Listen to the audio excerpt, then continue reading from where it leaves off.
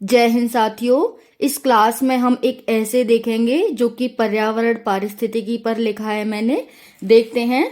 देश में सिंचाई में पानी के अवैज्ञानिक उपयोग के कारण होने वाली पारिस्थितिक समस्याओं पर विस्तार से चर्चा करें। क्वेश्चन क्या है? देश में सिंचाई में पानी के अवैज्ञानिक उपयोग के कारण होने वाली पारिस्थितिक समस्याओं पर विस्तार से चर्चा करें। सिंचाई के अवैज्ञानिक उपयोग के कारण पारिस्थितिकी समस्याएं कैसे उत्पन्न हो रही हैं, हम ये देखने वाले। जो सिंचाई में पानी हमारा यूज होता है उसके अवैज्ञानिक उपयोग के कारण जो पारिस्थितिकी समस्याएं उत्पन्न हो रही हैं उस पर हमें विचार करना है विस्तार से। तो देखते हैं, स्टार्ट करते हैं। जल है तो कल है के वाक्य पर अमल किया जाए तो साफ साफ पता चलता है कि पानी के अभाव में कल की कल्पना करना असंभव ही नहीं नामुमकिन है। क्या है? जल है तो कल है के वाक्य पर अमल किया जाए तो साफ साफ पता चलता है कि पानी के अभाव में कल की कल्पना करना असंभव ही नहीं नामुमकिन है। जल का अवैज्ञानिक तरीके से उपयोग, चाहे वह कृषि में हो या उद्योगों में हो या फिर घरेलू कार्यों में, सभी जगह पानी को निर्मोल समझकर बहाया जा रहा है, जिसका प्रभाव वर्तमान समय में पारिस्थितिकी पर साफ साफ दिखाई दे रहा है। हम देखेंगे किस तरह से दिखाई दे रहा है। ये हमारी भूमिका हो गई, पृष्ठभूमि जिसे कहते हैं। अब हम यहाँ पर विस्तार से इस पर चर्चा करने वाले हैं।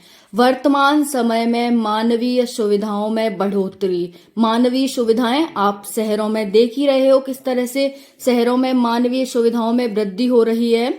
वह अवैज्ञानिक तरीके से जल उपयोग के कारण एक तो मानवीय सुविधाओं में बढ़ोतरी हो गई है और दूसरा अवैज्ञानिक तरीके से जो जल का उपयोग हो रहा है उसके कारण पानी की कमी के साथ साथ इसका प्रभाव पर्यावरण पर भी पड़ रहा है।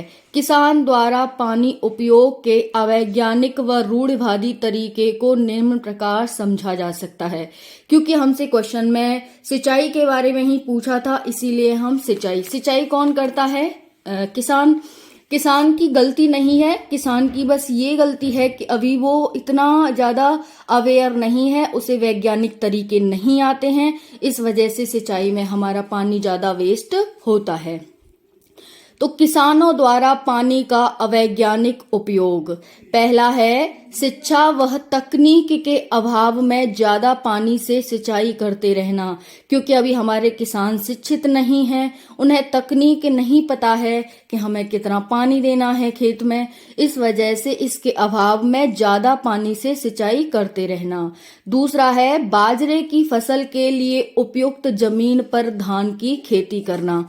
आप सभी अपने आसपास भी देखते होंगे कि जो जमीन बाजरे में कम पानी चाहिए होता है तो बाजरे की जगह वो धान करते हैं जिसमें ज्यादा पानी चाहिए होता है।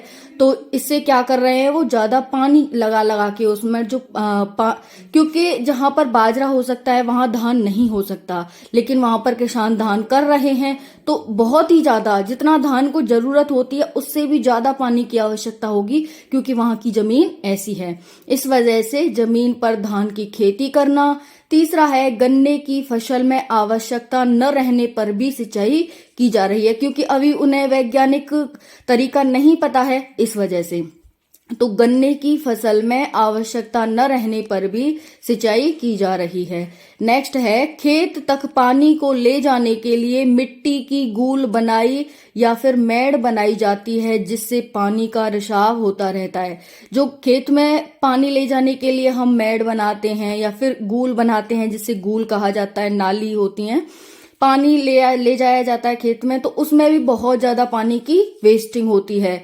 हमारा ट्यूबवेल कहीं है और पानी हम कहीं 1 बीघा 1 किलोमीटर 2 किलोमीटर दूरी पर ले जा रहे हैं, तो इसमें जो मेड़ बनाई जाती है पानी ले जाने के लिए उसमें बहुत ज्यादा पानी का रिसाव होता है, तो इससे भी हमारा पानी वेस्ट हो रहा है। नेक्स्ट है खेत में सिंचाई पानी को पूरे खेत में बहाकर की जाती है। जो खेत में सिंचाई होती है क्योंकि वो स्टार्टिंग से ही, जैसे अभी हमने पानी लगाना स्टार्ट किया और कभी लाइट चली जाती है, या फिर कभी कभी हम दोबारा भी पानी को फिरा देते हैं कि चलो अच्छा है, अच्छी कृषि होगी, इस तरह से सोचकर, क्योंकि उन्हें वैज्ञानिक तरीका अभी नहीं पता है। तो यही कारण है कि खेत में सिंचाई पानी को पूरे खेत में बहाकर की जाती है, जिससे अनावश्यक रूप से जल खेत में भरकर खराब हो जाता है, यूज भी नहीं होता और वो खराब भी हो जाता है। समरसीबल का अनुपयोग वह बिजली बिल के अभाव में चलाकर रखना। समरसीबल का अनुपयोगी, जैसे समरसेबल को थोड़े थोड़े मिनट पर चलाना, बहुत सारा पानी वेस्ट होना, इस तरह से। और बिजली अभाव, जहां पर बिजली बिल नहीं दिए जा रहे हैं, जैसे दिल्ली में हो गया, तो लोग ऐसे ही क्या करते हैं, समरसीबलों को चलाकर रखते हैं। वैसे ही गांव में भी होता है, हालांकि गांव में बहुत जगह मीटर लग चुके हैं, तो किसान या फिर कोई अन्य घरेलू कामों में बहुत ही थोड़ा, जितनी जरूरत होती है उतना ही खर्च करते हैं। बट अभी भी बहुत जगह जो बिजली बिल हैं, बिजली के मीटर हैं, उनकी अभी भी अभाव है, इस वजह से भी पानी हमारा वेस्ट होता है। फिर है पल पल पर समरसेबल को चलाना, ये हमारा हो गया। तो यही है किसानों द्वारा पानी का अवैज्ञानिक उपयोग। हमने किसानों की बात इसमें इसीलिए की है क्योंकि क्वेश्चन में हमसे किसान ही पूछा था। वैसे हमने देखा यहाँ पर कि उद्योगों में भी हो रहा है, घरेलू कार्यों में भी हो रहा है, और क्योंकि किसान एक बड़ी मात्रा में सिंचाई करता है, किसान ही तो है जो हमारे देश का पेट भर रहा है और निर्यात भी करता है। तो यही कारण है, यहाँ पर किसानों के बारे में पूछा है कि जो सिंचाई से पानी का अवैज्ञानिक उपयोग हो रहा है, उससे पर्यावरण पारिस्थितिकी में जो बदलाव हो रहा है, उस पर हमें चर्चा करनी थी।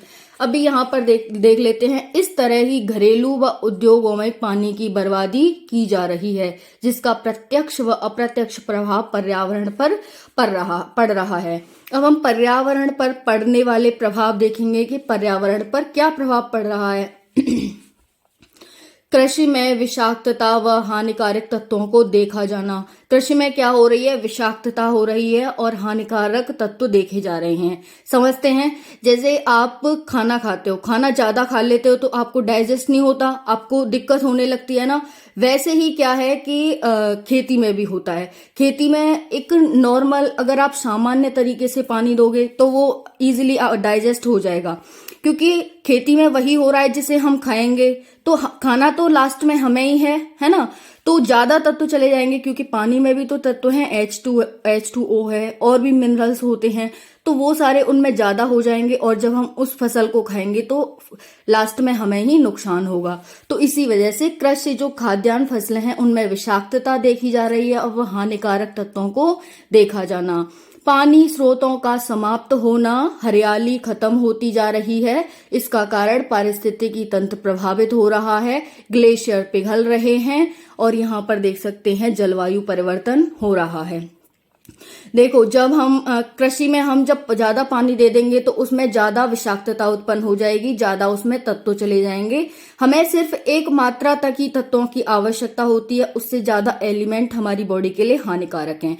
जैसे अभी हमने समझा कि खाना हमारी हेल्थ के लिए अच्छा है, लेकिन ज्यादा खाना हमारी हेल्थ के लिए बुरा है। तो यही कारण है, यही इसमें भी देखते हैं कि कृषि में अगर सामान्य तत्व हों, सामान्य एलिमेंट हों तो वो अच्छा है, लेकिन ज्यादा हो जाते हैं तो वो हमें नुकसान करते हैं, और हमें नुकसान करते हैं। फिर उसके लिए हम दवाइयां लेते हैं। दवाई में कोई होम्योपैथी लेता है तो कोई एलोपैथिक लेता है। होम्योपैथिक में क्या होता है, जड़ी बूटियां होती हैं, फिर पेड़ों की कटाई होती है। पेड़ों की कटाई होगी तो पर्यावरण प्रदूषण तो होगा ही होगा। तो वही कह रहा है यहाँ पर, जब पर्यावरण प्रदूषण होगा तो फिर ग्लेशियर पिघलेंगे तो कहीं बाढ़ आएगी तो कहीं सूखा आएगी।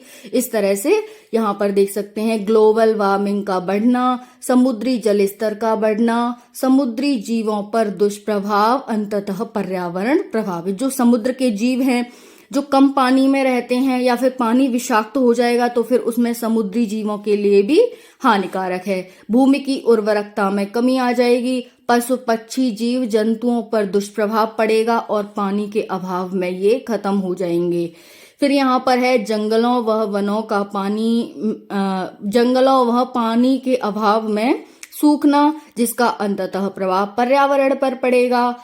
फिर यहाँ पर देख सकते हैं हीट वेव्स, अभी देखी थी यूरोप में। यूरोप तो इतना ठंडा रहने वाला कॉन्टिनेंट है, लेकिन उसमें क्या आई, हीट वेव आई। तो ये क्या है, असंभव को संभव कर दिखाया कि यूरोप में कभी हीट वेव नहीं आ सकती थी, लेकिन देखो पर्यावरण के कारण हुआ वो। तो यही है हीट वेव्स, वह मरुस्थलीकरण जैसी समस्याओं का पैदा होना। प्रभाव किस पर, जंतु, जीव जंतु, मानव और पारिस्थितिकी पर पड़ेगा। नदियों का सूख जाना या बाढ़ आ जाना, ये देख सकते हैं। फिर ओजोन लेयर का क्षरण हो जाना, यूवी रेज का पृथ्वी पर आ जाना। जब पेड़ पौधे कट जाएंगे तो जो हम CO2 छोड़ेंगे, नाइट्रोजन वगैरह होती है, वो कहाँ जाएंगी। अभी तो पेड़ पौधे थे, वो सूख रहे थे, लेकिन हमने तो पेड़ पौधों की कटाई कर दी, तो वो तो पर्यावरण में ही जाएंगे।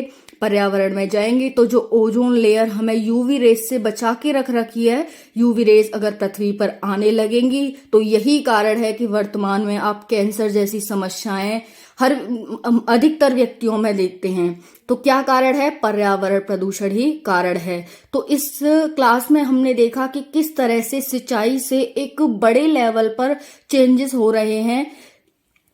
अवैज्ञानिक तरीके से जो हम पानी का उपयोग कर रहे हैं, उससे हमारी हेल्थ पर प्रभाव पड़ रहा है, हमारी हेल्थ पर प्रभाव पड़ रहा है, पर्यावरण पर प्रभाव पड़ रहा है, और पर्यावरण हमें प्रभावित कर रहा है। तो अंत में हम पर ही प्रभाव पड़ रहा है, मानव पर ही। ओके, तो इस तरह से आप देख सकते हैं यहाँ पर पानी को ज्यादा से ज्यादा बचाएं।